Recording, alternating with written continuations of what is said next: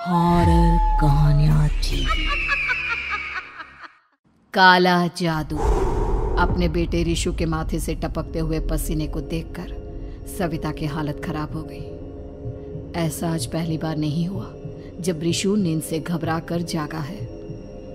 हाय मेरा बच्चा, न जाने किसकी नजर लग गई है तुझे। जब से मेरे बच्चे ने 10वीं के एग्जाम में स्कूल टॉप किया है तब से रोज बुरे बुरे सपने आने लगे हैं।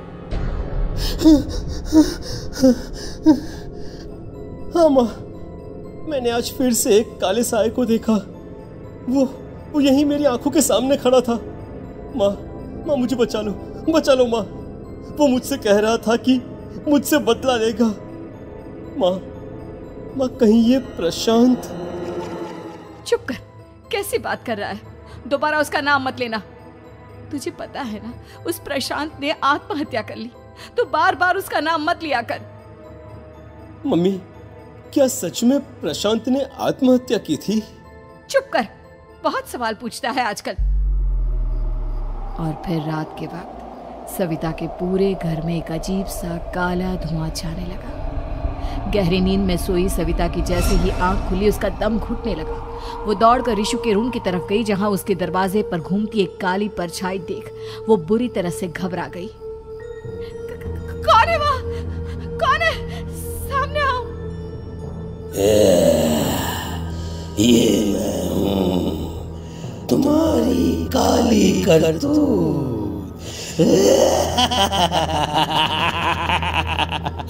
और अब मैं तुम्हारे बेटे को ले जाने आया हूँ। नहीं, मेरे बच्चे को छोड़ दो प्लीज। मेरे रिशु को कुछ मत करना। वो परछाई रिशु के कमरे में घुस जाती है। सविता भी उसके पीछे पीछे दौड़कर जाती है और देखती है कि अब वो साया साफ नजर आ रहा था। वो सर से पैर तक खून में सना हुआ था और उसके शरीर के सारे अंग कटे फटे हैं। क्या चाहिए तुम्हें? तुम जो बोलोगे मैं करूंगी, लेकिन मेरे रिशु को छोड़ दो। उस परछाई ने रिशु को गर्दन से पकड़कर दीवार के सहारे हवा में उछाल दिया। रिशु जोर जोर से चिल्लाने लगा। माँ बचाओ मुझे, बचा लो माँ। ये मुझे मार डालेगा। माँ मुझे बचा लो माँ। नहीं ऐसा मत करो। मुझे मार दो लेकिन मेरे बच्चे को छोड़ दो। मैं तुम्हारे आगे हाथ जोड़ती हूँ। वो परछाई रिशु को जमीन पर गिरा देती है और अचानक वहां से गायब हो जाती है। रिशु, मेरा बच्चा, तू ठीक तो है ना? कुछ बोल बेटा, क्या हुआ है तुझे? मैं ठीक हूँ माँ। क्या हुआ था यहाँ पर? कुछ नहीं बेटा, कुछ नहीं। तू परेशान मत हो। हम कल ही गांव के बाहर जो तांत्रिक महाराज रहते हैं उनके पास चलेंगे। ठीक है माँ, हम जल्द ही उनके पास चलेंगे। मुझे बहुत डर लग रहा है माँ।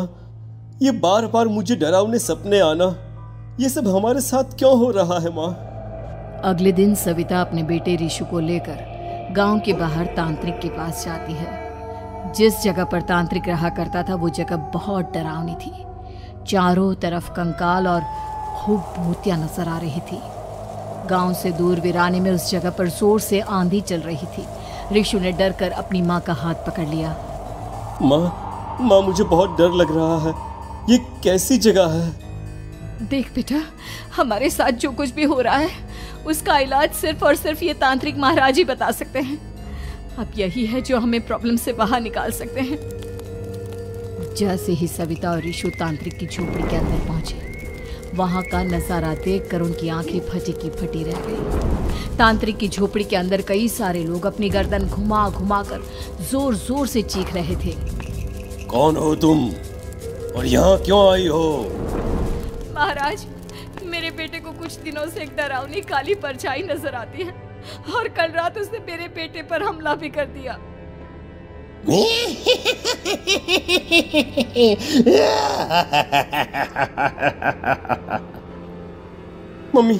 मम्मी हमें यहाँ से चलना चाहिए। ये जगह मुझे ठीक नहीं लगती। नहीं बेटा, ऐसा नहीं कहते। रुक जाओ, 2 मिनट के लिए रुक जाओ। क्या कहा? काली परछाई? तुम्हारे बेटे पर किसी काली परछाई ने हमला किया? हाँ महाराज, वो कह रही थी कि वो मेरे बेटे को कुछ कर देगी। कोई उपाय बताइए महाराज। मेरे बेटे के साथ कुछ गलत नहीं होना चाहिए। तुमने किसी दूसरे के साथ गलत किया है तो तुम्हारे साथ भी गलत होकर ही रहेगा। तुमने किसी की जान ली है, किसी को मार डाला है तुमने। नहीं महाराज, मैंने ऐसा कुछ नहीं किया। मैंने किसी की जान नहीं ली। मुझे कोई उपाय बताइए। लगता है तुम इतनी आसानी से नहीं मानोगी। मैं तुम्हें अभी उस काली परछाई से मिलवा देता हूँ और वही सारा सच तुम्हारे सामने लेकर आएगा। सविता और ऋषु ने डर के मारे अपनी आंखें बंद कर ली। तभी अचानक तांत्रिक की झोपड़ी में अजीबोगरीब आवाजें गूंजने लगी। सविता और ऋषु बुरी तरह से कांप रहे थे। आंखें खोलो और अपने सामने देखो। क्या यही है वो जिससे तुम कल रात को मिली थी? बताओ मुझे। हाँ, इसने कल रात मेरे बेटे के ऊपर हमला किया था। ये उसी लड़के की भटकती हुई आत्मा है जिसे कुछ दिन पहले तुमने मार डाला था। मम्मी ये महाराज क्या कह रहे हैं? क्या सच में आपने किसी की जान ली है, किसी को मार डाला है? अगर हाँ तो बताइए ना मम्मी, किसको मारा है आपने? किसको? तुम्हारी माँ इतनी आसानी से सच नहीं बताएगी बेटा। इसने एक बच्चे की जान ली है। कहीं उसका नाम प्रशांत तो नहीं महाराज? वो मेरा दोस्त है, मेरा मतलब मेरा पड़ोसी है। सही पहचाना। देखा सविता, तुम्हारा खुद का बेटा भी जानता है कि तुमने किसी के प्राणों की बलि चढ़ा दी और इसीलिए अब उसकी बुरी आत्मा तुम्हारे घर में भटकती है।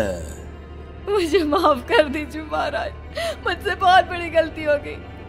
प्रशांत हमारे पड़ोसी का बेटा था।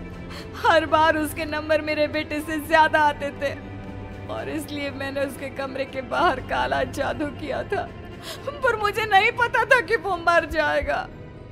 तुम्हारे उसी काले जादू वाली गुड़िया के अंदर एक बुरी आत्मा थी जिसने उस बच्चे के दिमाग पर बुरा असर कर दिया और उसी की वजह से उस लड़के ने अपनी बालकनी से कूदकर आत्महत्या कर ली।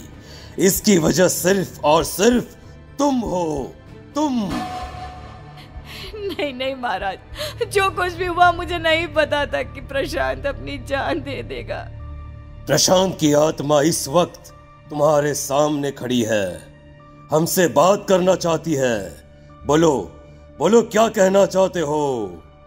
मैं जीना चाहता था, बड़ा होकर कुछ बनना चाहता था। आपके बेटे से मुझे कोई परेशानी नहीं थी। अरे वो तो मेरा अच्छा दोस्त था। मुझे माफ कर दो बेटा, मुझसे बहुत बड़ी गलती हो गई, मुझे माफ कर दो। माफ करने से मुझे वापस जिंदगी नहीं मिल जाएगी। मेरे माँ बाप आज भी मेरे लिए रोते हैं। आपने मेरे साथ बहुत गलत किया है, बहुत गलत। और तभी अचानक प्रशांत की आत्मा वहां से गायब हो जाती है। सविता जोर जोर से रोने लगती है। सुन लिया तुमने?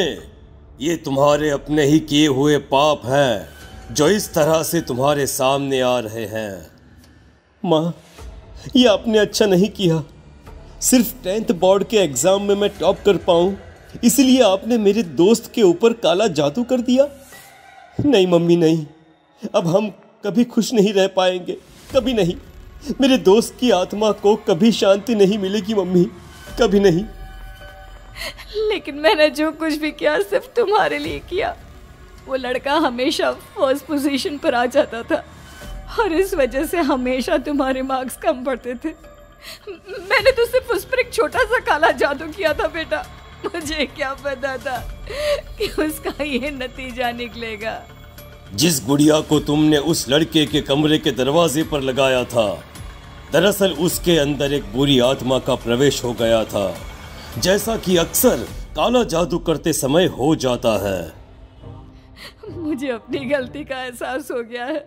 मैं प्रायश्चित करना चाहती हूँ। आप बताइए मैं क्या करूँ?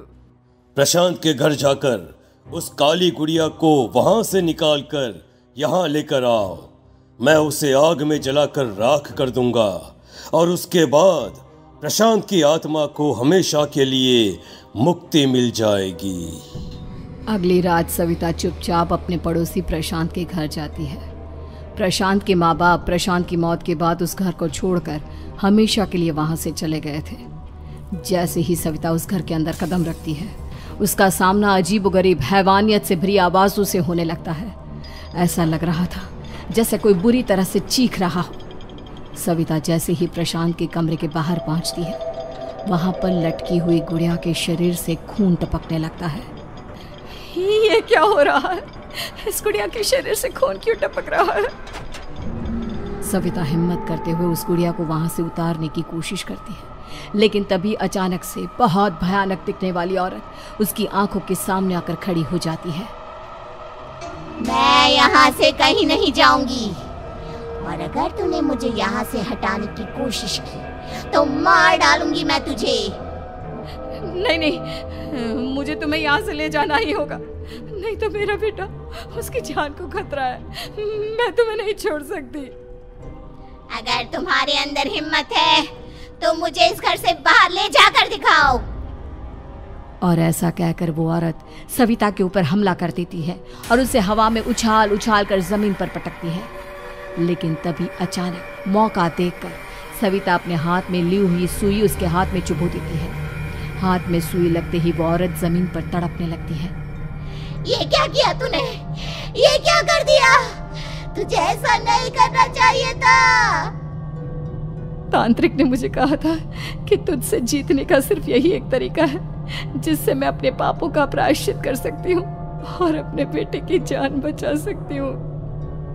और उसके बाद वो डरावनी दिखने वाली औरत एक छोटी सी जादुई गुड़िया में तब्दील हो गई और सविता ने उसे ले जाकर तांत्रिक को दे दिया। तांत्रिक ने जादुई गुड़िया को आग के हवाले कर दिया।